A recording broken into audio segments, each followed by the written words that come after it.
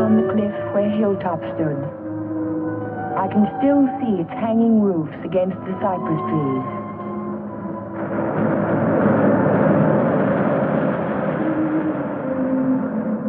But Hilltop is no more. There is only a scar of jutting rock where once its windows glittered in the California sun. My Aunt Amelia's house still stands next door. I was a welcome guest within its walls, but to me it will always be a house of fear. I was afraid that Sunday morning in September. I was afraid before the doorbell rang.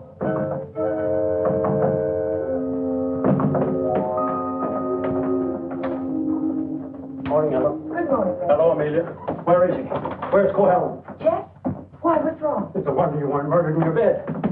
Dr. Hartley told me this morning I won't permit him to stay in this house another day. What is it, Major? What's the matter? It's all right. It's all right, Amelia. I'll handle this. Where's his room? It's there, Just leave this to me. I'll take care of Cohen. Cohen! Cohen! Are you in there?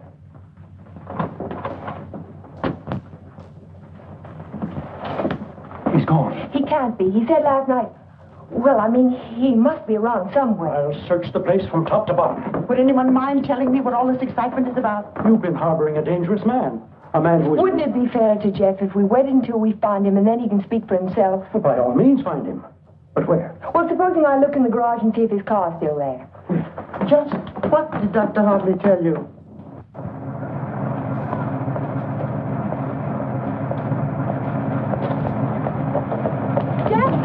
Jeff, are you in there? Jeff! Jeff, are you all right? Major Badger! Hurry up! What's the trouble? What's the trouble? What's wrong? Jeff, I'm getting in the motor. Oh, my.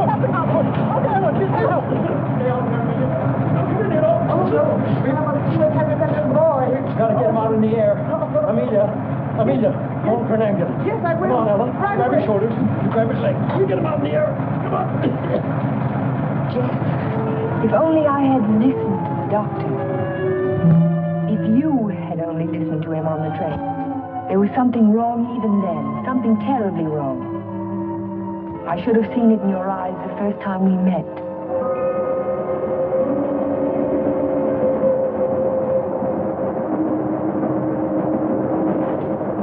Hello, Jeff.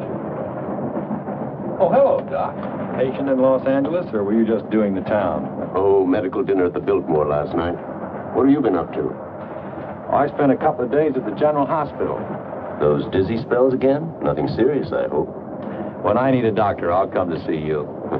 I was getting some technical stuff for the Veterans Hospital I'm working on. Didn't I hear somewhere that Ben Shepard donated the land for it? That's right. Join me in a cup of coffee?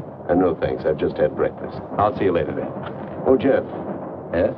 I don't like those recurring periods of depression of yours. Why don't you come in and let me give you a checkup? One of these days.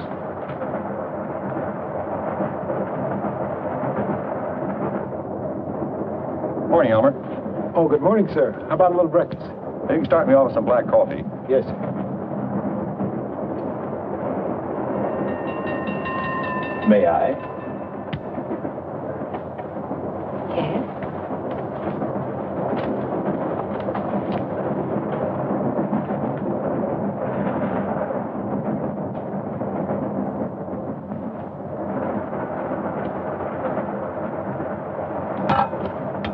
Oh, sorry.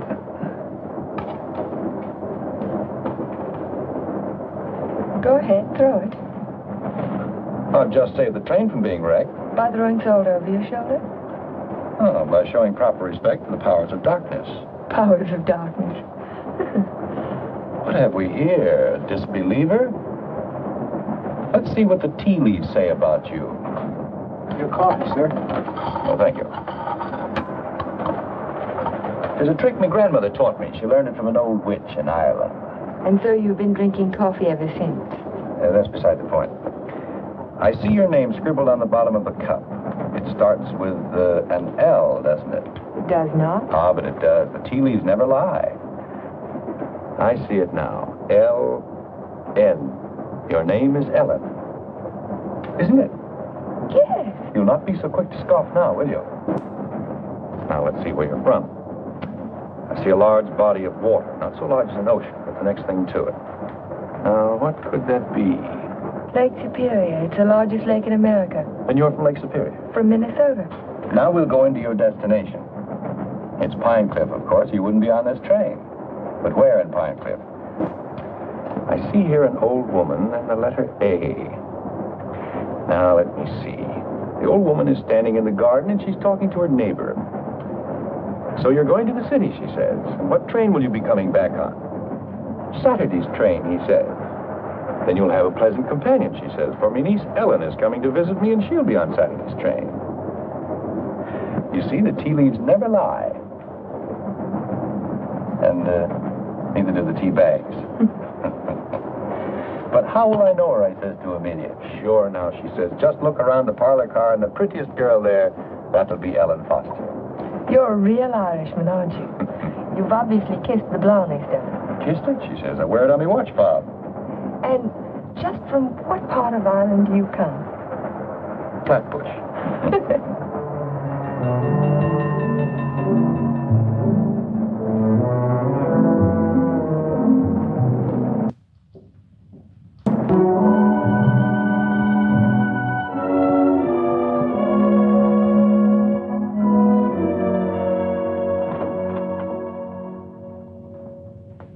Good morning, Stu. Good morning, Mr. Cohallen. Mr. Shepard here yet? Well, he's in his office. Thank you. I think this would be an ideal site for the beach club, don't you, Keith? Yeah, it certainly would, Ben. Busy, Ben? Oh, come right in, Jeff. Well, we bring the road in here and divide this section into 2-acre lots. Hold out this area for the golf course. Hi. How are you, Ben? Hello, Jeff. How was the trip? Fine, thank you. I bought you a little present while I was in Los Angeles. Found it in an antique shop. Hi, Jeff. Parent? It's a map of an old Spanish land grant. Say, that is an antique. Here's the Ibarra territory. My grandmother's grandfather, he lived right there. That was before California was a state, wasn't it, Ben? It certainly was. I keep forgetting how long your family's lived here. Only since 1820. Really? Come in. Pardon me, Mr. Shepard. What is it, Mac? Well, Sue told me you were in here. Did you take any blueprints with you when you went down to the city? No, why? Why, the rear elevations are missing. They can't be. I put them in a file Thursday. Well, they're not there now. Well, they must be. Come on, I'll help you look for them. See you later, Ben. Thanks for the map, Jeff. Glad you like it. Jeff seems to be getting awfully absent-minded lately, doesn't he? The boy works too hard. Maybe so, but... Say, that's quite a map, isn't it? Oh, it's a beauty. Look, here's our beach. That's the old Spanish name for it, Costa del Rey, the Coast of Kings.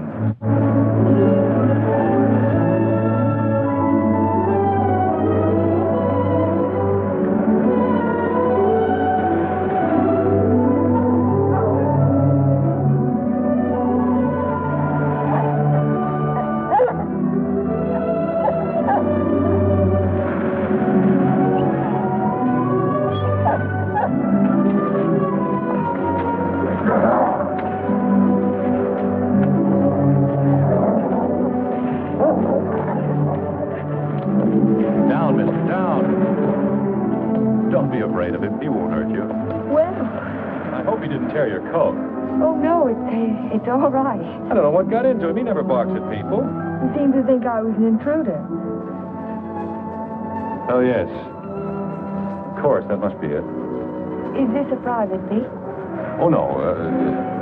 It's just that there was someone who used to sun here beside this rock. Well, I'll forgive him this time. I must say you own a very particular dog. I don't own him exactly. They own me. Shamrock and Mr. O'Grady. Mr. O'Grady?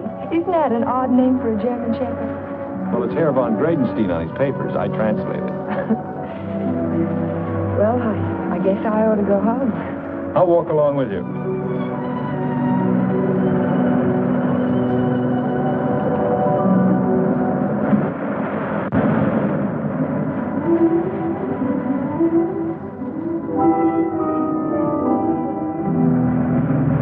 What an amazing house.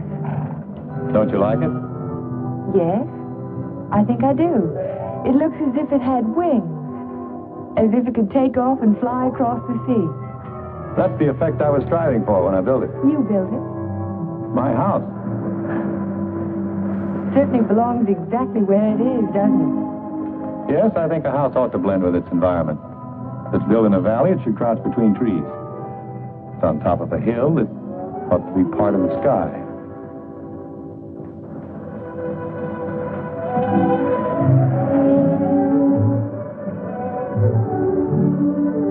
As soon as I put Shamrock up, I'll walk the rest of the way with you. Nice of you to insist. Isn't it? I'm beginning to like your house more and more. You can't take it all in at the first glance, can you? No, it's like some people that way, I guess. You have to know them a while. Like you, for instance? Yes, I suppose that's true of me, too. We don't have houses like that in Minnesota. Do you mind if I take a closer look at it? I thought you said you were late. Oh, another 10 minutes won't matter.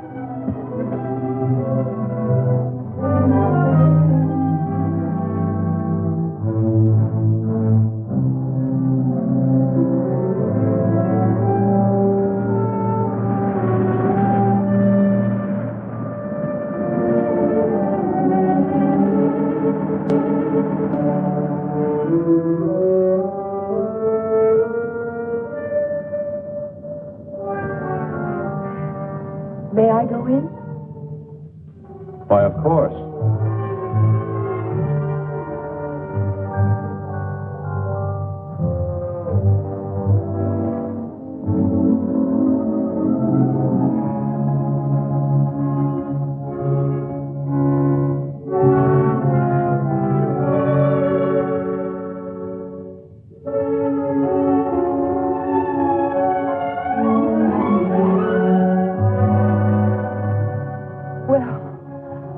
I just don't know what to say. You care for a drink? Thank you. Sherry, all right? Yes.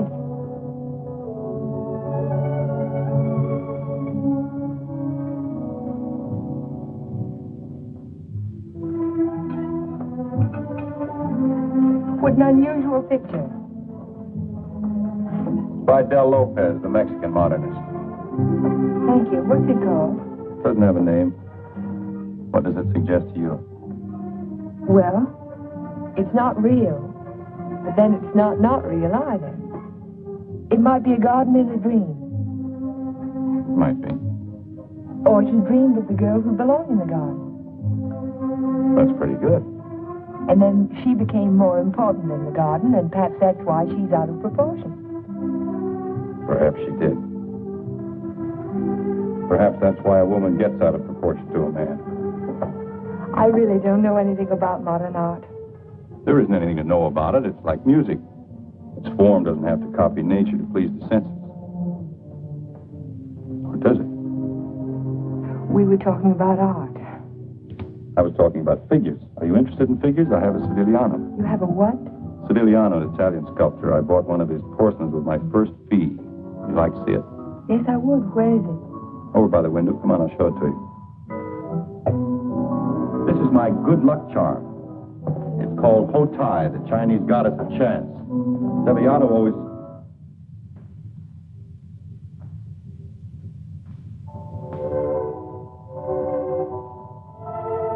Oh, Jeff, I'm terribly sorry.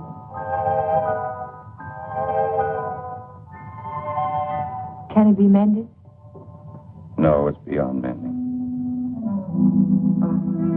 Well, Amelia may be worrying about me. I suppose I should go home. Yes, I suppose you should.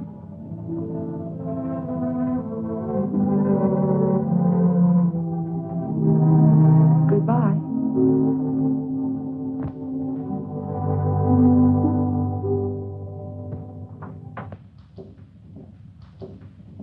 Hello, Miss Foster. Is Aunt Amelia at home? I didn't see her go out. Ellen.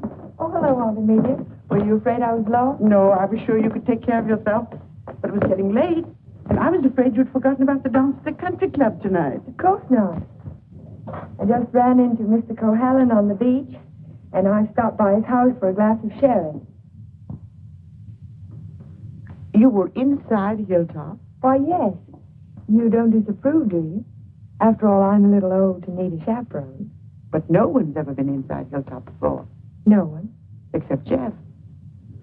It's funny. He built it for his bride. Then there's a Mrs. Cohallen. No, Vivian was killed the night before the wedding. How awful. Aunt Amelia, Yes, dear. what was she like? Vivian, she was the most beautiful girl you ever laid your eyes on.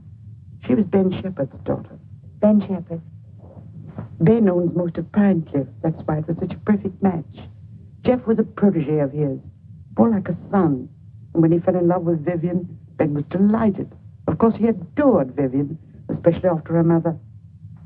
And I shouldn't talk about a mother. It was such a scandal. Poor Ben. Aunt Amelia, you said that Vivian Shepherd was killed. Was it? It was an accident. Jeff told Ben it was bad luck to have a party before the wedding, but Ben insisted. There were so many people there. Jeff and Vivian stole away in her car, and 5 minutes later she was dead in a collision at 12-Mile Drive. You never can tell what private tragedies people have had, can you? I mean, when you first meet them. He seemed so light-hearted on the train. He can be that way sometimes. The next minute he's strange, like never inviting people into his home and never mentioning Vivian's name. I can tell you one thing, we've been pretty worried about Jeff, but the way he's been acting. Well, how would you expect him to act after a shock like that? Seeing the woman he loved killed right in front of his eyes? To wonder he didn't go out of his mind. Don't get so excited, dear. I'm sorry. And don't get too interested in Jeff Cohallen. There are other attractive men in Pine Cliff. Oh, men who aren't... Men who aren't what, Aunt Amelia? Well, after all, he has had a tragedy in his life, and it's only a year ago. Hadn't we better get dressed? Yes.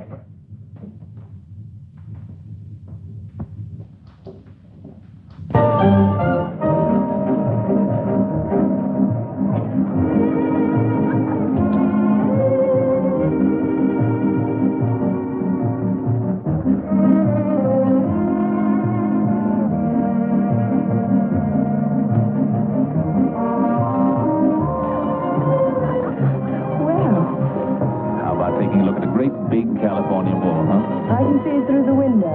Isn't what I had in mind was a personally escorted tour. Think of my reputation, Mr. Ferris. But I am thinking of it. A new girl in town seen walking with me in the moonlight, why the tagline will give you a rush. I never encourage taglines. There's no future in them. Well, in that case, we'll sneak out quietly, huh? No, thank you. Thank you, but no. Cold climate, Minnesota. Yes, isn't it? Let's go down to the bar, Tom. I see you know our local hero. A charming fellow. Yes, he is. I suppose you fall madly in love with him. Everybody else does. Except you, Mr. Ferris. Oh, I think he's just ducky. Did you children enjoy your dance? It was just ducking. Keith, you must sit down and have a drink with us. I thank you. I'd like to. Hello, Amelia. Hello. Welcome home, Dodo. Thank you. Good evening, Major. This is my niece, Ellen Foster. This is Miss Ferris, dear. How do you do? How do you do? And Dr. Hartley. Why, yes, we met on the train. My name is Ferris, too. You, I know. A wolf, Major. Now, you two stay right here and don't you move till we get back.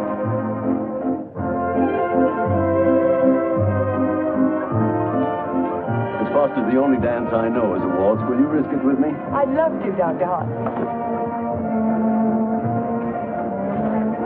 And how were things at the separation center? Did you have a good time? Reno is delightful. I received my discharge papers yesterday. You'll get your copy in the mail. Well, that calls for a celebration, doesn't it? It certainly does. In that case, I'll take you down to the bar and buy you a drink. Oh, really? Oh, come now. We're civilized people, aren't we? Well, I guess it can't do any harm. You know, I think it ought to be a lot of fun, now that we're not married anymore.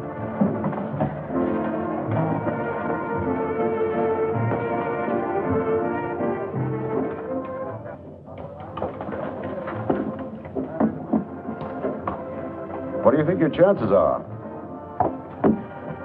Ben, I built more hospitals in the South Pacific in 1 year than the average architect will see in a lifetime.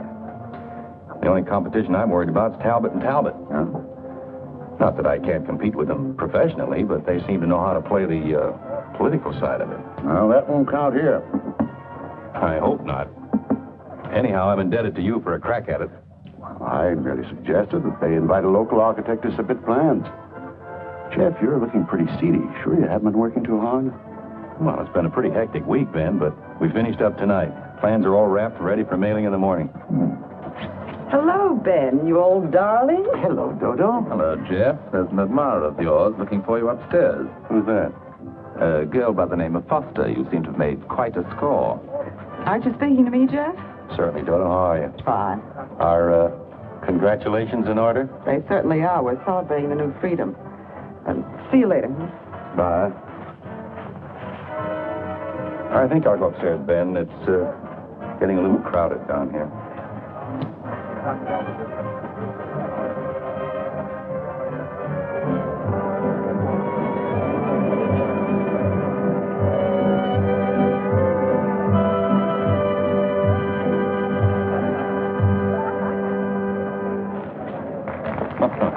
Too long? I'm completely exhausted.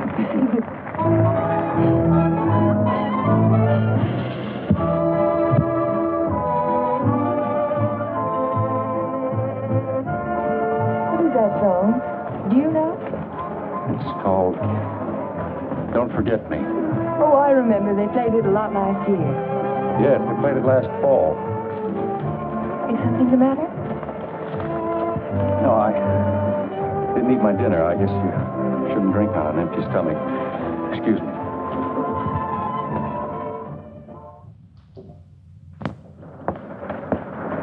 Here, Butch. Such a little animal, and yet he's got an appetite as big as mine. Well, Jeff doesn't answer. Oh, maybe he left early. But he looked so worried last night. Oh, supposing he's ill and there's no one to take care of him. After all, dear Jeff's a big boy now. Oh, how nice. We're invited to Ben's Fiesta next week. He gives one every year. I think I'll walk over and make sure he's all right. Who, Ben? Oh, you mean Jeff?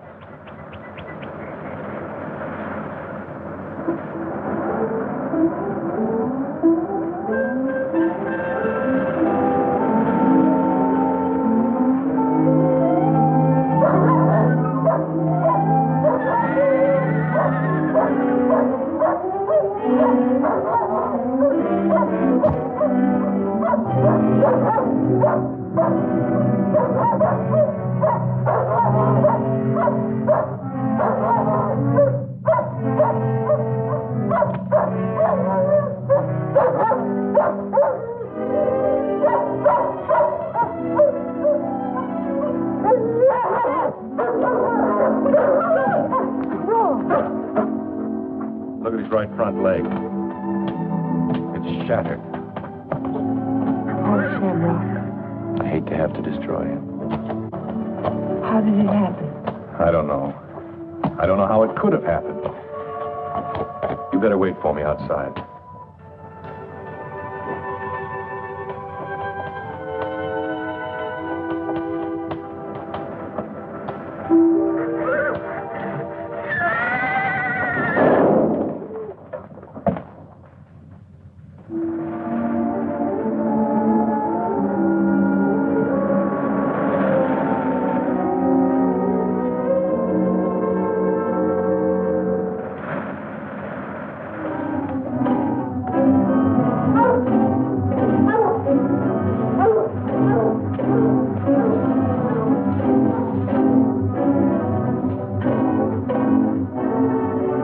Which way he went? Who? The man. What man?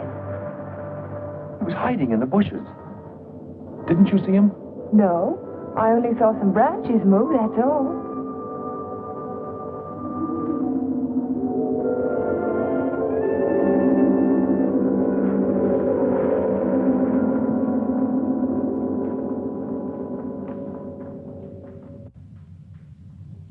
I've never seen lovelier roses. What are they called? Matador, I believe. They grow on the bush out on the terrace. Matador? Oh, of course, after the color of the bullfighter's cape. Or the bull's blood. Jeff, I'm so sorry about Shamrock.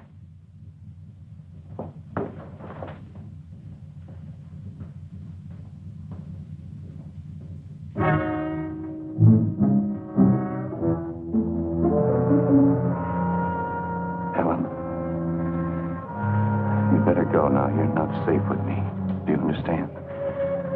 Suppose I don't want to be safe. Please go now. I'll call you later. All right, Jeff.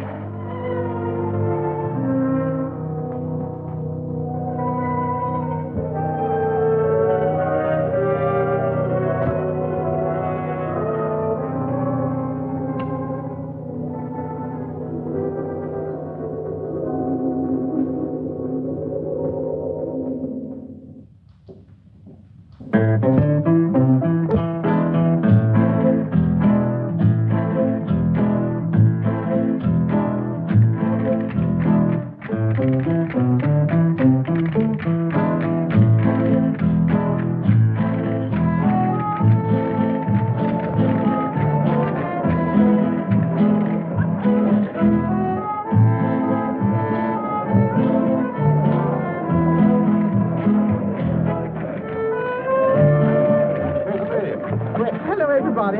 Ben, this is a wonderful farm. Oh, thank you, Amelia. Tell me, have you seen the Major? Yes, he's right over there. Thank you. Excuse me, please. Will you excuse me, please? All right, Ben. Major, I wonder if you could carry yourself away from these charming people and come and speak with Mrs. Atkinson. She's dying to talk to you. You know, for a woman not even his age. Go ahead, tell me. What does a certified public accountant do? Especially a pretty certified public accountant. I compile actuarial tables for an accident insurance company. What are the odds against a man fracturing his arm? That sort of thing. Oh, what are the odds? 90 to 1 that you won't break your arm this year. Well, that's good. But if you do, it's 2 to 1 that it'll be the right arm. Or have you noticed that in your practice? No. What I've noticed is that my patients have all their fractures just when I'm ready to sit down to dinner.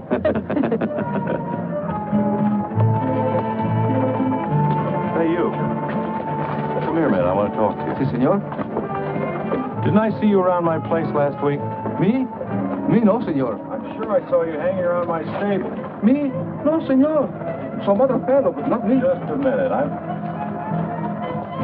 All right, go ahead. Well, I wonder what that was all about. Oh, the morning after the dance, I went over to see if Jeff was all right, and there was a prowler behind a bush. Did you see him yourself? No, but Jeff did. Oh. Cigarette? Thank you. Did you ever compile any figures on the incidence of mental diseases for your insurance company? No, they weren't on our list. Interesting subject. Who's sane and who isn't? Hard to tell sometimes. Do you know anything about paranoia? It's a form of hallucination, isn't it? Delusions of persecution. Starts with an inability to withstand stresses. Normal person experiences misfortune, throws it off sooner or later. But if a person is psychotic to begin with, he may start to imagine things. He might even begin to imagine there's a conspiracy against him. That's when he gets dangerous. Do you have a specific case in mind, Doctor, a person that you're treating? No, it's out of my field. I'm a general practitioner, not a psychiatrist. Senor Doctor. Yes. Lady call on telephone, very sick. You come right away? Did you get the address? Si, senor. Oh, thank you. Forgive me, please. Of course.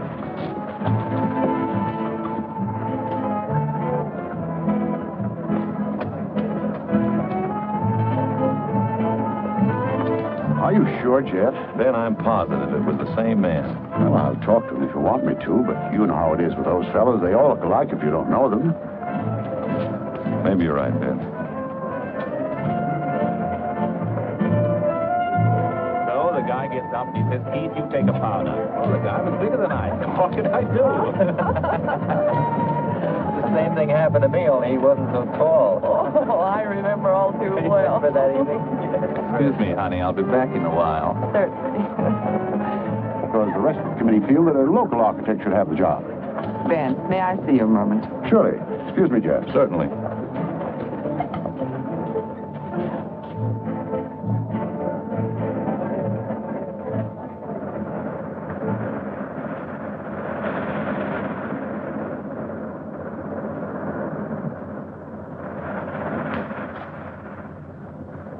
Well, if it isn't Miss Icicle from Minnesota. Good evening, Mr. Ferris. Call me Keith. It was nice of you to find this secluded spot. Are you always this way when you've been drinking? Oh, now, this Miss Prim and Proper business didn't fool me for a minute. I spotted you the first night. Don't. You don't have to pretend, honey. Just relax and enjoy it. Stop it. You kidding?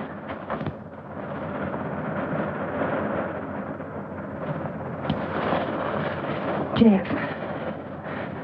Hello, Galahad. Been playing Peeping Tom? Get out. Don't be ridiculous. As I was Would you saying, mind honey, leaving us alone? Jeff, please I'd like to don't. have a few words with him. Privately. If I ever catch you around Ellen again, I'll run you out of Pine Cliff. Galahad, you frighten me. I'm warning you, I mean it. Keep away from her. I know too much about you. So what? You'll never open your mouth. That's the beauty of it. It's your story, and you're stuck with it. I don't have to open my mouth. I can close yours. What are you two boys arguing about? What does anybody ever argue about? Politics. Oh, politics. Keith, will you do me a favor? Dr. Hartley had to leave on an emergency call. Will you see that Dodo gets home? She has a little headache. I'd be glad to. Ben, don't you think maybe I'd better? Look, I pay her alimony. I'll take her home.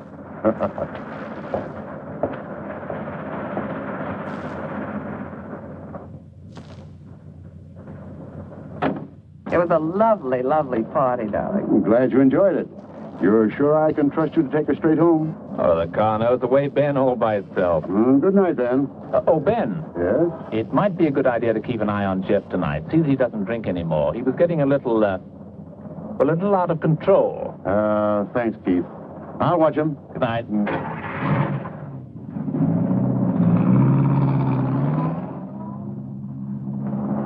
Still cutting the lad's throat, I see. An inch at a time. Every little bit helps. Helps what? Or is it just pure meanness on your part? Don't be stupid. Ben hasn't any heirs, has he? All that money and not even a second cousin. Suppose he should take a notion to leave it all to Cahalan. Where would I be? Out in my ear the day after the will was filed. Well, you don't think he's going to leave it to you, do you? No. No, I'm voting for charity, with Keith Ferris as administrator of the estate. What would you think of a Vivian Shepherd Foundation firm, or something or other? That turns even my stomach. You were in the cavalry, weren't you, Major? Well, I'd like to ask you a question. Can a horse break its leg in its own stall? What's that? You think it's a chance in a million? No, I was just computing the odds on an accident that happened last week. Well, thank you very much for the information, Major. Good night.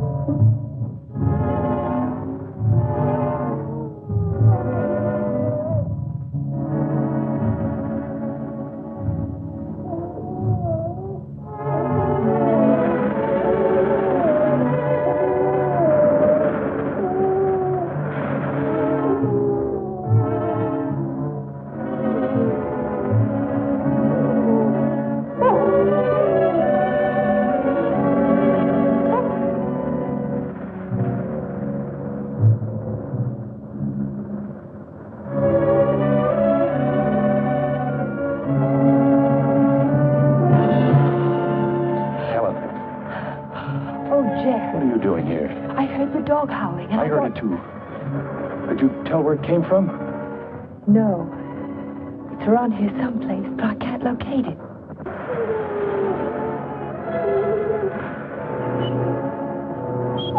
Jeff, listen.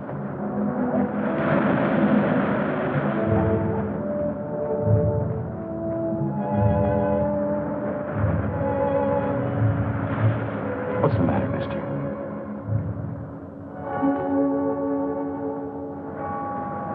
He's gone. Oh, Jeff.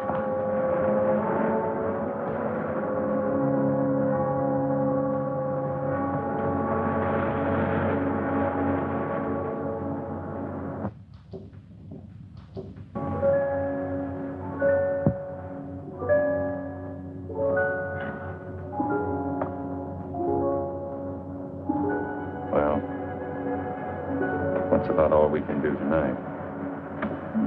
Jeff. I want to talk to you. Well, not now. I'm sorry, I didn't mean to be rude, but I'm just not in the mood for conversation. You have to listen. It's important. Well, let's go up to the house.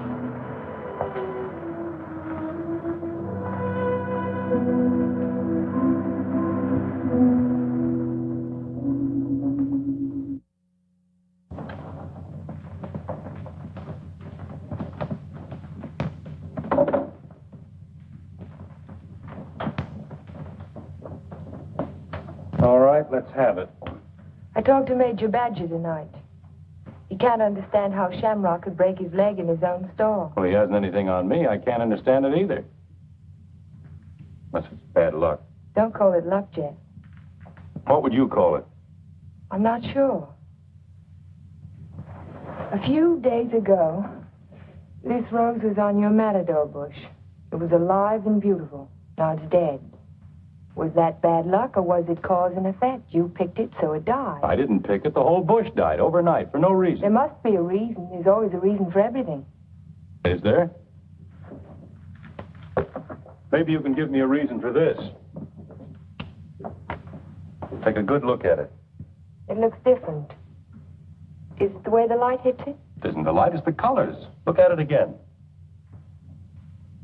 Oh, I see what you mean. They faded, haven't they? All the life's gone out of it. Your rose bush died. Your painting fades. But have you ever had a common, ordinary fall, Jeff? What do you mean? 65% of all accidents are falls. Falls down a flight of steps, falls out of a tree, falls off a ladder, or in a bathtub. But nothing of that sort ever happens to you. It's too ordinary. Your kind of accident has to be unique. What are you driving at? Your bad luck, Jeff. It's a little too bad to be true. Your porcelain figure fell off the table while nobody was in the house. Shamrock broke his leg while he was in his own stall. Now your picture fades. It's too bizarre, Jeff. The impossible can happen, but not over and over again. Are you trying to tell me they didn't happen? No, they happened all right, but it wasn't luck. Can't you see the pattern that runs through all your accidents? Shamrock, Mr. O'Grady, your picture, your statue, your rose bush, and the collision on the highway last year. That's when it all began. 6 accidents, and every one of them killed something you loved. Do you know what the mathematical odds are against a run like that? 1 billion to 1. Are you telling me they weren't accidents at all? No, I'm only trying to tell you that lightning can strike twice in the same place, Jeff, but not 6 times.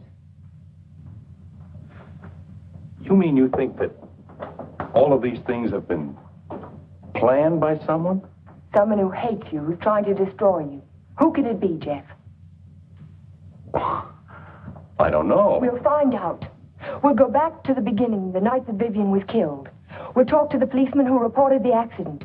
We'll find the garage they took the car to. We'll ask 1,000 questions about the accident and about Vivian. Ellen. We'll start tomorrow morning. We'll look for witnesses. Ellen, wait a minute. Perhaps the ambulance driver will remember something. I'll find him and I'll talk to him. You won't talk to anyone. Well, why? Why won't I? Because I don't want you to. But, Jeff... Listen to me. I don't want you asking questions. I don't want you investigating anything. This is my affair. I'll handle it my own way. I was only trying to help you. Well, now you've let me know where I stand. You don't want any help from me. All right, then, do it your own way. Helen, listen to me. Just don't let any black cats cross your path. And if you see a horseshoe, pick it up and spit on it and throw it over your shoulder. That ought to take care of everything. Helen.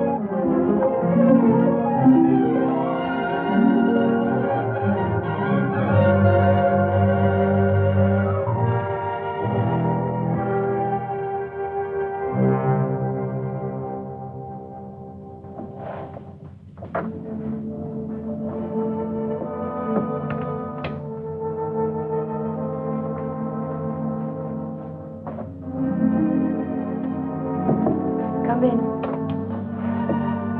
Hello, Aunt Amelia. You didn't tell me good night, dear. I'm sorry. Is anything wrong? No, there isn't anything wrong. There isn't anything right either. I saw you come home. You were at Jeff's again, weren't you? Yes.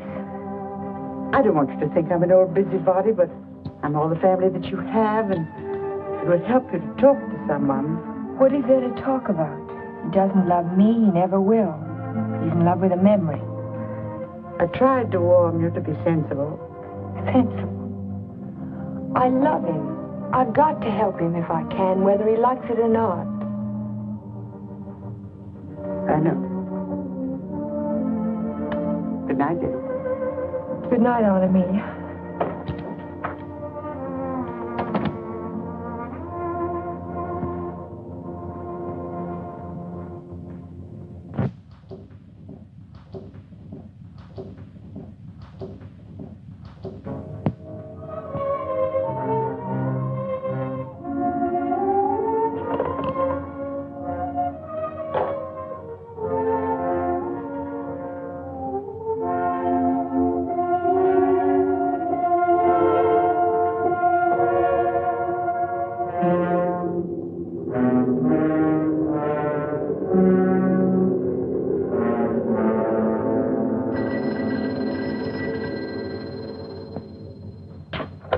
Hello? Hello, Jack. Oh, yes, Ellen. I've taken your painting to an art shop. You did what? I found out some very important information. If you come over tonight, I'll tell it to you. No, I can't tell you now. Look, I thought you understood I was going to handle this in my own way. Don't argue, Jeff. Just come on over. Goodbye. Well, what do you think? It's hard to understand why it's faded. The artist didn't use pen colors, he didn't even use tempera. There must be a reason. I would say this was painted with London watercolor. That's the best you can get. Nothing fades them except continuous exposure to strong sunlight for at least a month. That's impossible. I can't imagine what caused it. Well, I tell you what I can do. I can talk to a couple of artists I know. They might have an idea. I think my best bet is to go and see Trilfield. He's a watercolor man. He's one of the best. He ought to know everything about it. I think I'll catch him tomorrow morning. You know Trilfield, the naturalist. He painted dogs and horses and cows. My wife, he made a beautiful Thank you painting. very much. I'm sorry to trouble you. Oh, no trouble at all. Oh, Miss Foster. Yes? I just remembered something. Years ago, I framed some pictures for a painter by the name of Torres, Vicente Torres. One of the paintings was an old lady playing the guitar. It was a watercolor. And it faded? The man who bought the picture took sun lamp treatments that winter, and he took it on a couch right under the painting, and he was mystified why the color faded. So Vicente found out that the rays from the sun lamp broke down the pigment. Can you remember the name of the man who owned that picture?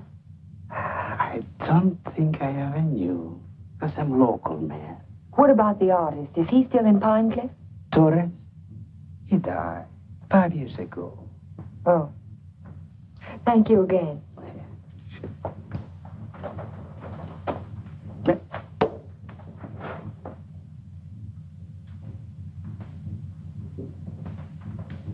Very strange.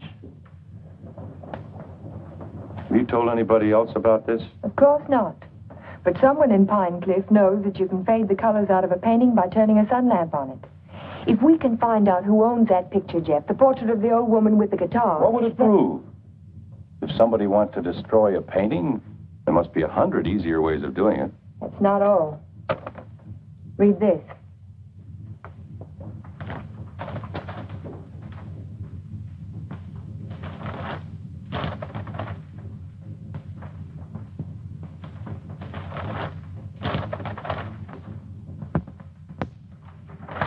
Arsenic?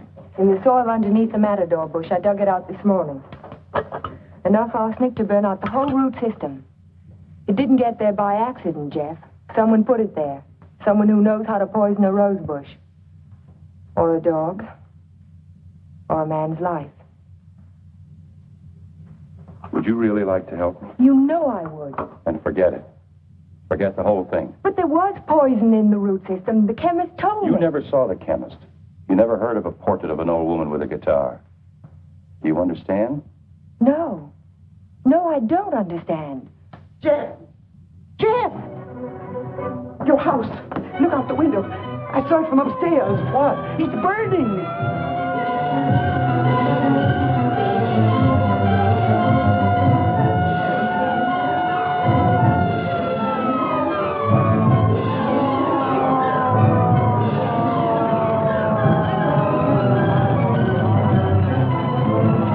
Sorry, we won't be able to save much, Mr. Cohallen. The fire's got too big a stern. Everybody stand back, please. Out of the way, please.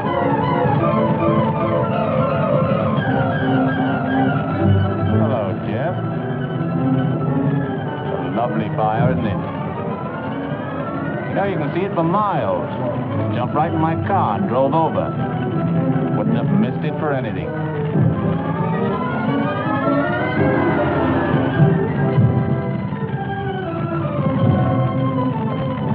I'm so sorry, Jeff. Such a beautiful house. I'm glad it's gone.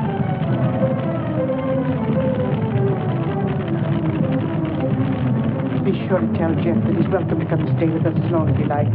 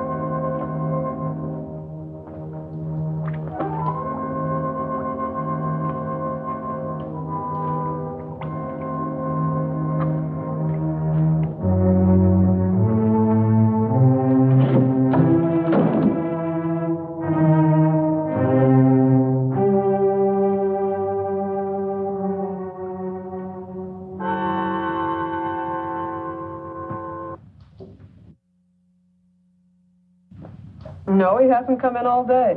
Tried to locate him at Mrs. Foster's? Yes, I did, but he left the house early this morning. Well, wait a second. Here he is now. Good, good. Have him come right in. Mr. Shepard wants to see you. So I hear. He'll be right in. Thank you. He's here now, Stacy. Hello, Ben. I didn't mean to keep you waiting. It's quite all right, Jeff. I'm terribly sorry about what happened last night. I know you are, thanks. I wouldn't bother you about anything today ordinarily, but Mr. Rogers here just came to town. Stacy Rogers, chairman of the hospital committee. Oh, of course. How are you, sir? Glad to know you. This is the Jeff Cohallen I recommended to you. Yes, we examined your plans last night, Mr. Cohallen. Good, clean, modern lines. Thank you. I'm sorry we couldn't give you the job. You couldn't, what? I was just about to tell you, Ben. We decided on Talbot and Talbot. You did? Well, this is a surprise, Stacy. Which was it, Mr. Rogers? Politics or stupidity? I beg your pardon. If they'd given it to Magruder or Chesney and Pike, I wouldn't have said a word because I know the boys would have gotten a good, modern hospital. But Talbot and Talbot haven't had a new idea since Burnham did the Flatiron Building. Oh, now, take it easy, Jeff. Oh, they're not architects. They're political finaglers. Maybe you can tell me just one detail in their plan that was an improvement over mine. Name just one. Young man, your attitude doesn't deserve a reply. But since you're a friend of Mr. Shepard's, I will say to you that no member of the board, myself included, could understand how a reputable architect would submit his design for an important building with no interior detail whatsoever. No detail? There were 17 blueprints of the interior, right down to the placement of the operating tables and surgery. You may have drawn them, young man, but you didn't send them to us. There were no interior details? None at all. Could they have been misplaced somewhere in your office? Not possibly. The sealed packages were opened in the presence of the entire board. Maybe you misplaced them, Jeff. You know how absent-minded you've been. Suppose you can find the duplicates. Would the board be willing to reconsider? That's impossible. The contract has already been awarded.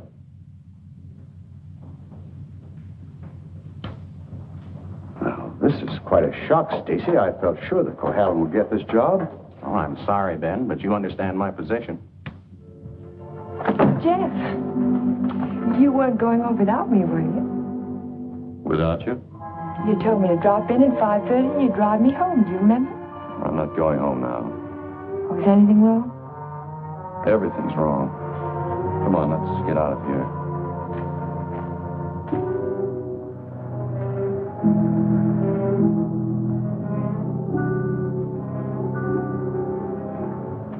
It's dreadful. A whole year's work completely wasted. Typical Cohalan luck. Don't keep calling it luck. Supposing someone took those plans out of the office and wrapped the package over again. Who'd do a thing like that? Keith would. He hates you. He hates everybody. There's something twisted inside of him. It would take a psychiatrist to explain it. And why does Mr. Shepard keep him on at the office? Doesn't know what he's like. Dodo must know. She acts as though she's still in love with him. There are women who love men like Keith. Take a psychiatrist to explain that, too. It's getting kind of late. I'd better drive you home.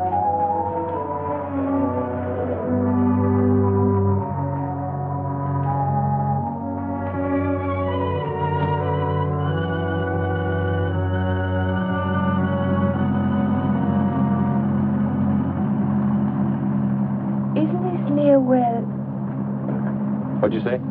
Nothing. Drive faster, will you, Jeff? I want to feel the wind in my face. All right.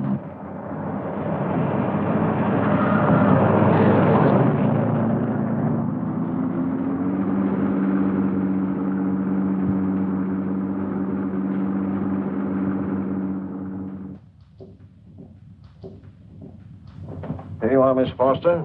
296 Hall Street, Fall River, Massachusetts. Thank you very much, Sergeant. Just one thing more. The accident happened on 12 Mile Drive, didn't it? That's right. Just 3 miles from Pine Cliff. Thank you very much. Traffic Department. Miss Foster. Who? Just a minute, please. Oh, Miss Foster. It's for you. For me? Hello? Miss Foster? This is Dr. Hartley.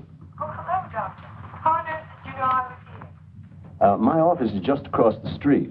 I saw you go into the police station as I parked my car. Are you in trouble, Miss Foster? In trouble? Why, no. I mean, not exactly. I think you better drop into my office. Can you come over right away? Well, I have a long-distance phone call to make first. Well, just as soon as you complete your call. Yes. I think I could come by in about 20 minutes. Thank you.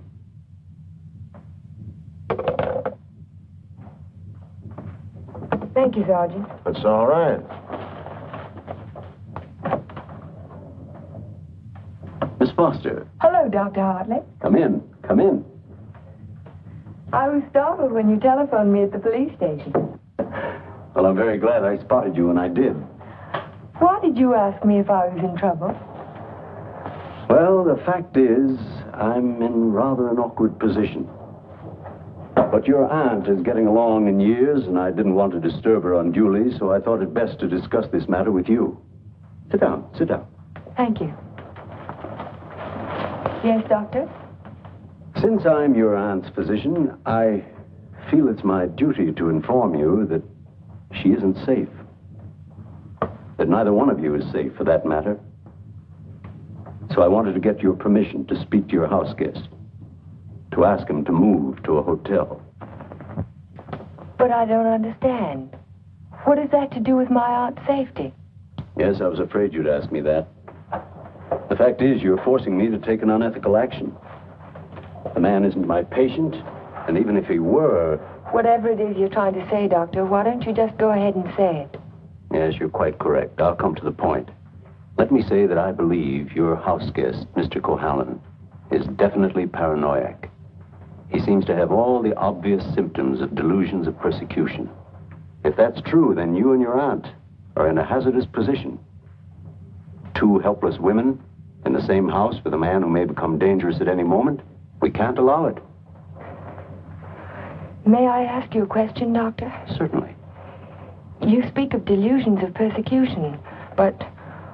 Oh, a delusion is imaginary, a thing that never happened. That's right. But Jeff's dog was poisoned. His house was burned down. That was no delusion. I saw it myself. Did you see the gasoline can? Gasoline can? The gasoline can the police found in the ruins of Hilltop. It was an unusual type of container. Only one store in Pine Cliff sells them. And that store sold such a can to Jeff last Monday. How do you know? The chief of police told me so this morning. But I don't see how. And that isn't all. The body of the dog was disinterred. He died of arsenic poisoning. 2 days after his master brought a package of weed out. Are you trying to tell me that Jeff burned down his own house, that he poisoned his own dog? That's impossible. No man in his right mind... Exactly. No man in his right mind. But why? Why would he do a thing like that? Listen. Listen to this.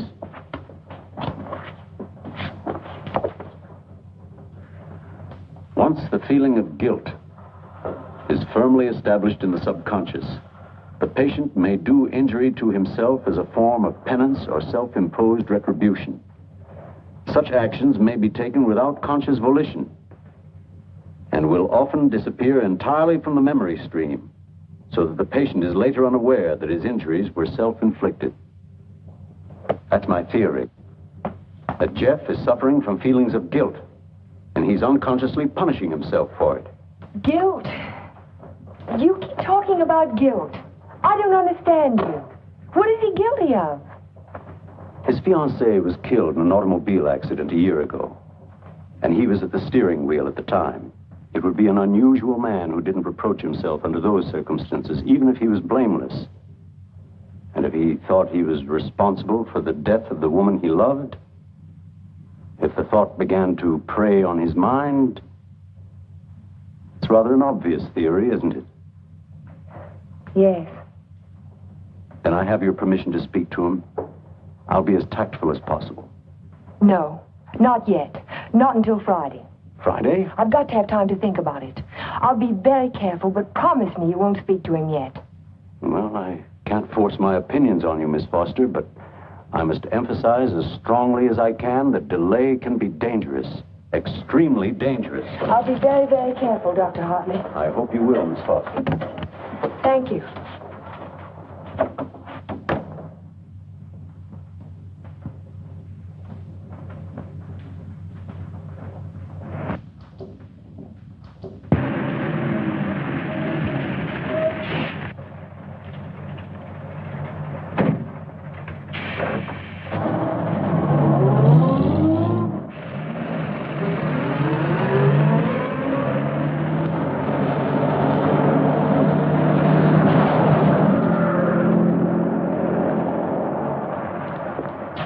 That man must be crazy. Thank you very much.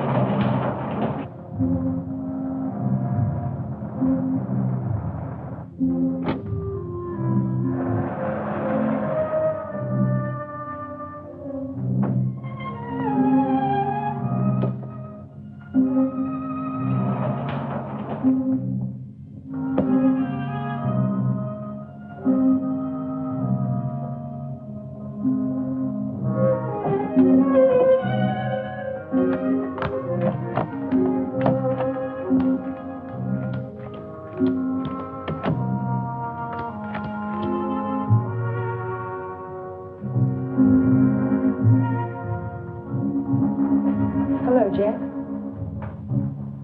Hello.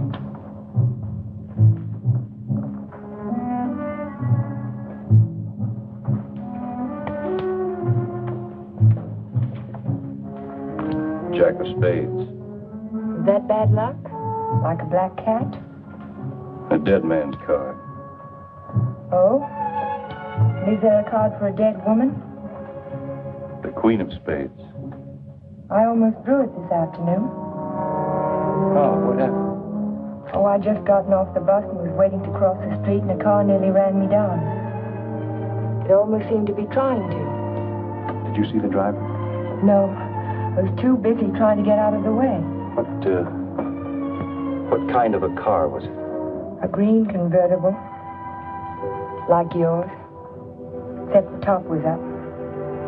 You've got to get out of here, Ellen. You've got to get out of Pine Cliff right away. Why, Jack? Because something else is going to happen. I can feel it. It might happen to you. I'm not going to leave, not now. I'm warning you, Ellen. It's no use, I'm not going. You're asking for trouble. Am I? Then I'll really ask for it. Watch yourself closely. Watch yourself every minute. Don't trust anybody. Not even you? Not even me. Well, I think I'll go to bed now. Major Badger said he'd come by in the morning and take us to church.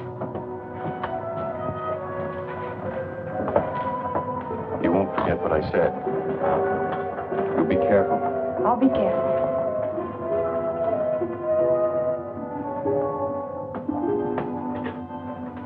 Jeff. Yes? How long have you known Dr. Hartley?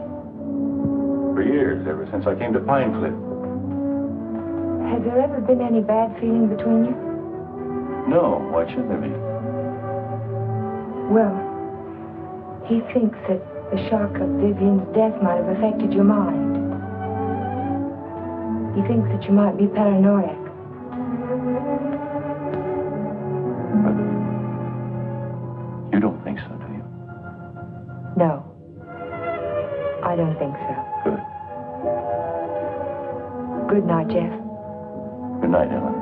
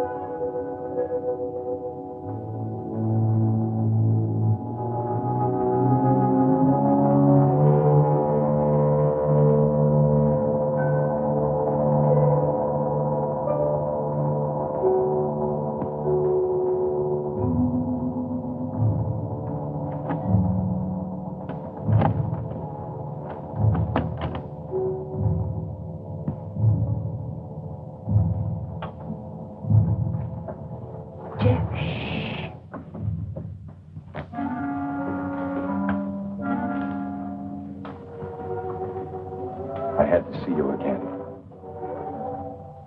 I wanted you to have this. Don't be afraid to use it if you have to. I want you to wait for me tomorrow morning. Tomorrow morning? You mustn't leave the house. You mustn't leave the house without me. Promise you won't. All right, Jeff. I promise. You won't forget when Major Badger arrives? No, I won't forget. Good girl. Good night.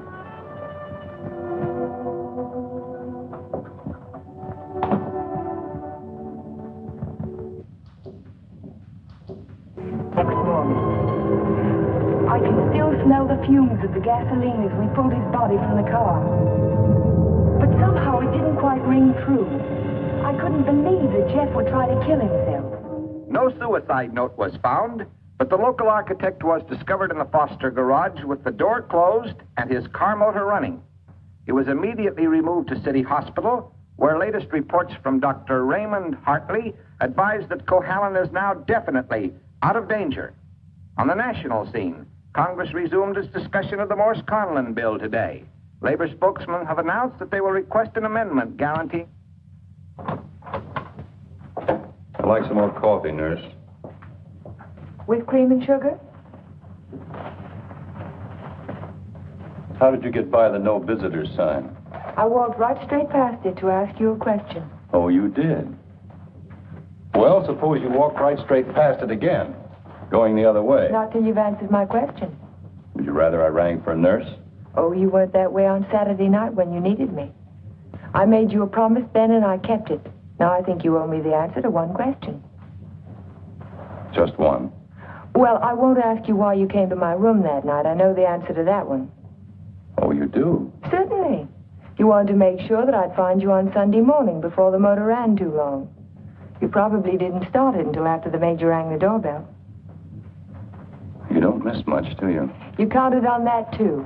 You knew that when we couldn't find you in your room, I'd think of looking in the garage, no thank you, to see if your car was still there. You have all the answers, haven't you? All except one. Why did you fill those buckets with gasoline? Fill the buckets? Oh, you saw that, too? Yes. I wasn't filling buckets. I was draining the gas tank. So if you didn't show up in time, the motor would stop running as soon as the gas in the carburetor was gone. But why? Why did you do it? You had your question. Don't be technical. Why did you pretend to commit suicide? When that car almost ran you down Saturday morning, you don't think that was an accident, do you? I couldn't get you to leave town, so I had to give him a different target. Different target? Me. Man doesn't kill my rose bush and my horse and my dog and then stop there. He must want to kill me. I can't wait any longer, not while strange automobiles are trying to run you down on the highway. I've got to force his hand now. I want him to think that it's safe to take a shot at me. Don't you understand? Not quite. I've tried to commit suicide, haven't I? It was on the radio. It says so right here. So what if somebody takes a shot at me now and leaves the gun in my hand? It's an open and shut case, isn't it? The police wouldn't even investigate. So he's free to kill me now if he can. Doesn't have to hit around the edges anymore. But keep away from me. Don't stand too close to the target. Is that why you wanted me to leave Pine Cliff? That's why I want you to go home now and stay there. Lock the doors from the inside. If you have any visitors, don't let Aunt Amelia out of your sight. Don't trust anyone. Where will you be if I want to find you? I don't know, but I have to get out of here. I can't wait for him to make the next move. I've got to get out and go after him. You say the exhibit was in 1939? The summer of 39. I ought to have that catalog somewhere.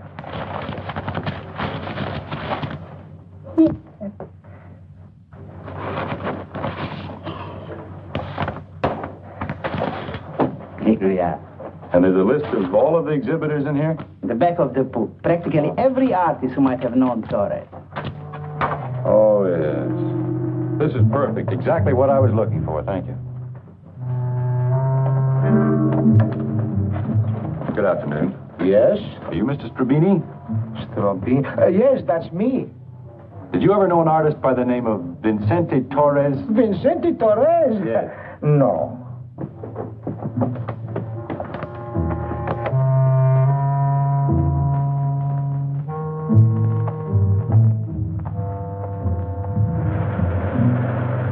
Vincente Torres? Certainly, I knew him well.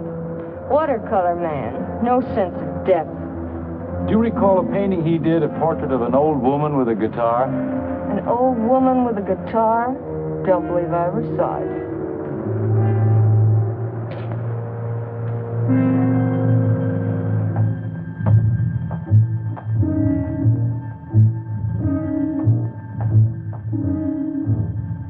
The old woman with the guitar? Yes, I remember when Torres painted it. It was during his Renoir period. Do you remember who he sold it to? Didn't know he ever found a sucker. It was a piece of tripe. Well, thank you. Not at all.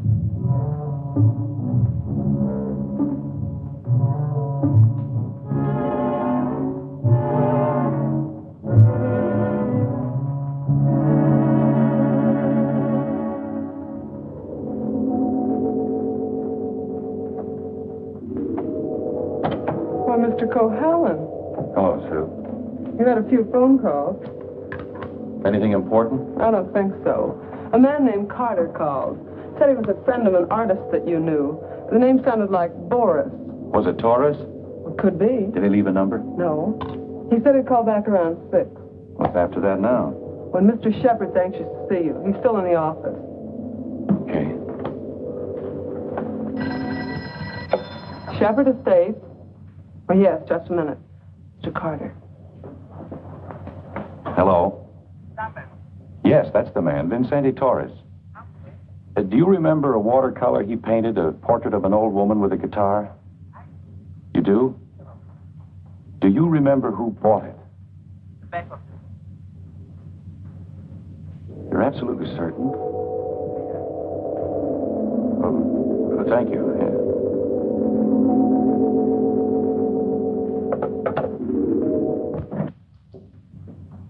Oh, you're just the man I've been looking for. They wouldn't let me in the hospital, and you seem to have disappeared since you got out. Well, I had some important things to do, Ben. Well, anyhow, you're here now. That's the main thing. Of course, I know it was an accident, boy. You couldn't have done it deliberately. Couldn't I? Of course not. Just the same, you've been overworked lately. You're looking all fagged out. It's time you took a rest. Yes, I could use a rest. A nice long rest. It's just what I had in mind. As a matter of fact, I'm tired myself. That's why I'm thinking of taking a trip. See something of the world before I get too old. Sounds like a fine idea, Ben. It'd be a good idea for you too, Jeff. Why don't you come along with me? The two of us could have a pleasant time together. Leave all our worries behind and take things easy for a while. What kind of a trip were you thinking of, Ben? I haven't made up my mind. Where would you like to go? Oh, an ocean voyage might be nice. If the ship had a low rail and a long drop to the water. Or Niagara Falls might be handy, or the top of the Empire State Building. Don't talk like that, Jeff. Don't even think of such things. I wasn't thinking of suicide, Ben. I don't expect to jump. I expect to be pushed. You're crazy, Jeff. You're talking like a paranoiac. Where did you get that word, Ben? Did you read it in a book, complete with all the symptoms? I'm only trying to help you, but if you're going to take this... Sit down, Ben. Sit down and listen. You had all the tools to work with, didn't you? Your ranch hands who think you're a king will do anything you tell them to. I was out your place yesterday, Ben, looking for Pedro. They told me he didn't work for you anymore. Hadn't since the day after my house burned down. You let him go, didn't you? After he'd done his job. I'm beginning to think the doctor's right. I'm beginning to believe you do have delusions of persecution. Paranoia, Ben. You learned the word. Use it. When did you first plant the idea in Hartley's mind? Did you say, I'm a little worried about Jeff, and And tap your finger on your forehead? Jeff, I'm not going to talk to you any longer. You're not in your right... Not while you're in your present mood. I wouldn't do that if I were you. You haven't answered my questions, Ben. Are they too difficult? Let's see if you can answer an easy one. Whatever happened to that painting that used to hang in your living room, the portrait of an old woman with a guitar? Wasn't in the living room. It was in my study. Why? When'd you get rid of it, Ben? After it faded? After you found out what a sun lamp can do to a watercolor? You want to know who put me on your trail? You did yourself. When you tried to convince me I couldn't trust my memory anymore. I hate to say this, Jeff, but you can't trust your mind anymore. Can't I? I made a written list the night I wrapped the hospital plans to make sure nothing was left out. And 17 blueprints were missing when the package was opened by the state board. No one could have tampered with that package but you. No one else knew it would be on my desk overnight. I didn't know anything. Yes, you did. I told you. At the country club. You wanted to destroy my faith in my work, didn't you? It was the only thing I had left. Oh, Jeff, this is ridiculous. That's what I thought at the beginning. But once I began to suspect you, it all fitted together. I even remembered that your foreman was in the store the day I bought the can of gasoline. That gave you an idea, didn't it? Yes. It gave me an idea. How do you like your own medicine? How do you like waking up every morning wishing you were dead? Then you don't deny it anymore. No. I'm glad you found out. Because you can't do anything about it. Go tell somebody I poisoned your dog. Go say I burned down your house. You know what they'll think, don't you? They'll think you're crazy. I don't care about the others. It's what you think that's important. You've been like a father to me, Ben. In a funny kind of way, you still are. What made you change? What made you start to hate me? Was it Vivian? You killed her. I did everything for you that one man can do for another. And how did you repay me? You murdered her. Not murder, Ben. Not murder. A drunken man at the wheel of an automobile. What is he if he isn't a murderer? Go in there. Can't go in there. No. Helen, what are you doing? Jeff. Mr. Shepard, this is Mr. Nelson of Fall River, Massachusetts. Last year he was driving through California, and when he reached Pine Cliff, he had an accident on 12 Mile Drive. Is this the man who was driving the car in which the girl was killed? Well, you said not to say anything when you paid my damages. Go ahead, answer. No. No, it wasn't. It was that fella back there.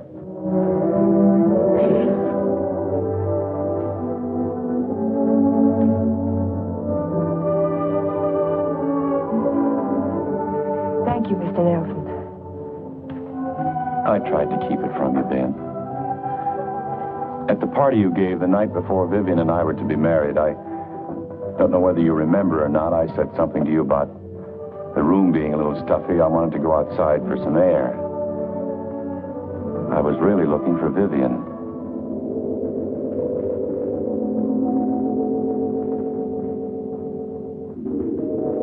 I found her, all right. I heard them talking to each other. It wasn't anything new, Ben. It had been going on for years. All the time I was overseas. He was telling her why he'd never marry her. He couldn't. Dodo wouldn't give him a divorce. So she said, "We'll run away without a divorce."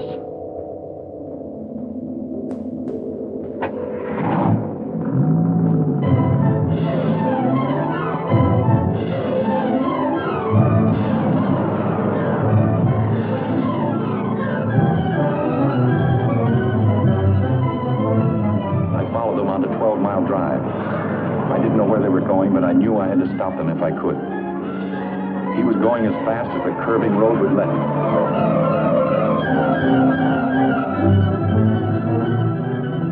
I tried to catch him, but he was driving like a madman. We were coming to the fork where 12 Mile Drive meets the highway. I saw a car approaching on the main road. Ferris didn't see the other car. I knew what was coming, but there was nothing I could do to stop it.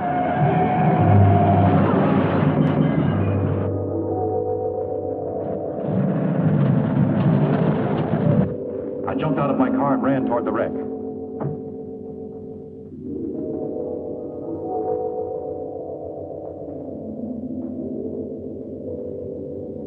He said, do something for her. But there was nothing anyone could do for Vivian. There was only one thing left to do for anybody.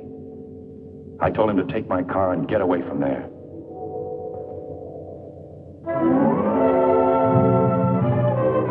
I didn't want you to find out how she died, Ben. Or what she was really like.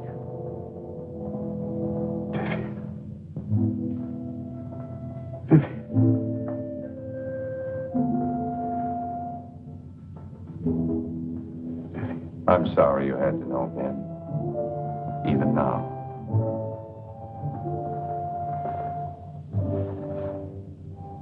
Vivian, I always gave you everything you wanted from the time you were a little girl.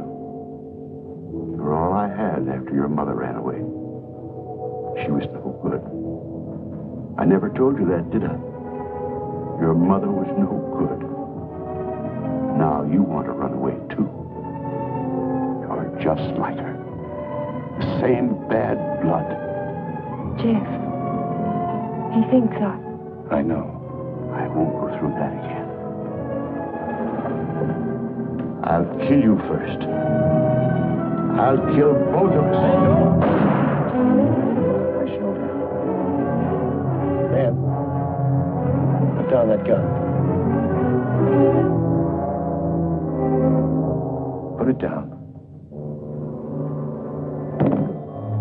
She ran away. She ran away from me. Call Dr. Hartley. Well, you finally fixed me with the old man, didn't you? But you'll never get any of his money now. He's as nutty as a squirrel. Now get out of here. Get out of Pine Cliff. If I ever see you again, I'll kill you. Dr. Hartley, this is Ellen Foster.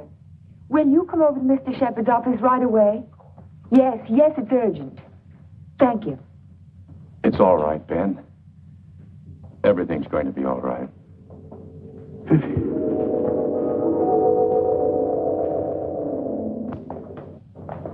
Well, Doctor, will he live? He's healing beautifully. No infection, no complications, simple perforation of the deltoid. And all the time I thought it was my shoulder. You won't need that thing anymore. Good. He'll be as good as new in a week. Tell me about Ben. Well, Amelia, Ben was the psychopath, of course, from the beginning. I ought to have suspected it, of course. Now he's had what the psychiatrists call a catharsis. He's brought his troubles out into the open. Ellen helped to bring them out when she phoned Fall River.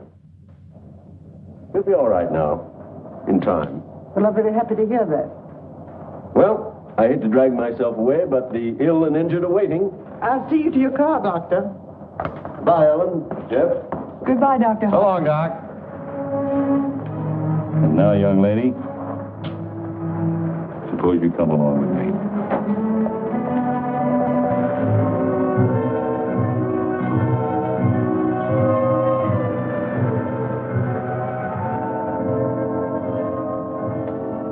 Ellen. Yes, Jeff? There's something I've been wanting to ask you. Yes, Jeff? How in the world did you ever find that fellow from Fall River? Oh, I found him in the traffic accident records at the police station. What made you think of him? The way you drove your car on 12 Mile Drive the other night. You could never have driven so recklessly with me if you'd been at the wheel when Vivian was killed. Not on the same road in the same place at the same time of night. You're pretty smart, aren't you? No. Yes, you are. You're very smart. No, I'm not. Oh, yes, you are. No, because I thought that you loved her. I thought you loved her all the time. I never really loved anyone. But you.